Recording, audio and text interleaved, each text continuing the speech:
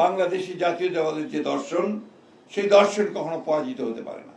এবং সেই জন্যই বিএনপিও কখনো পরাজিত হয়নি, বারবার জেগে উঠেছে, একেবারে সেই ধ্বংসস্তূপ থেকে ফিনিক্স পাখির মতোই বিএনপি জেগে উঠেছে।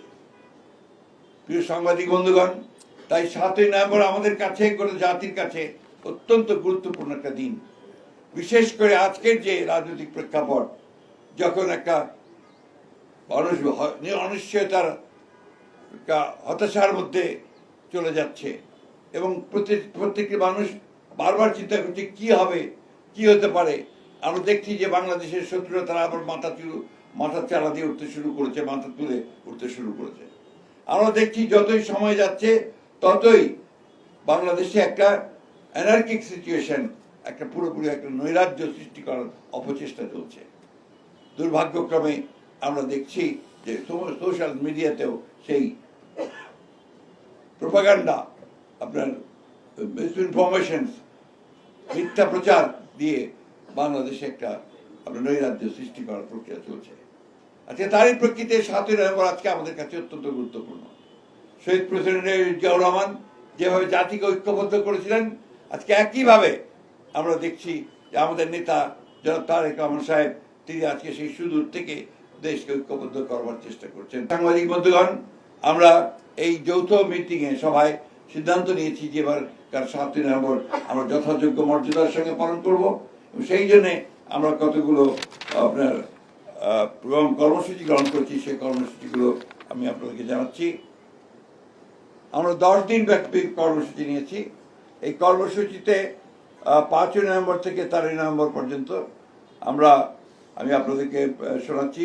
7ই নভেম্বর মহান জাতীয় বিপ্লব ও সংহতি দিবস উপলক্ষে ওই দিন সকাল 6টায় নয়াপল্টনে বিএনপি কেন্দ্রীয় কার্যালয় সহ সারা দেশে দলীয় কার্যালয়গুলোতে দলীয় পতাকা উত্তোলন করা হবে।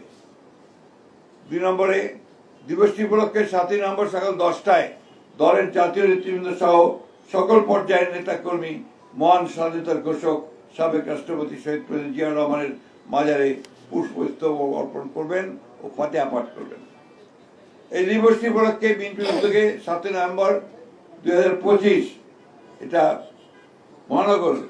মহানগরের উদ্যোগে, ঢাকা মহানগরের উদ্যোগে শুক্রবার বেলা 3টায় নয়াপল্টনস্থ বিএনপি কেন্দ্রীয় কার্যালয়ের সামনে থেকে র্যালি অনুষ্ঠিত হবে।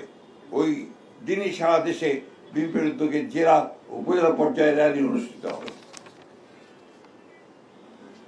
এছাড়াও দিবসটি উপলক্ষে দলের অঙ্গ সহযোগী সংগঠন স্ব উদ্যোগে আলোচনা সভা, অন্যান্য কর্মসূচি পালন করবে।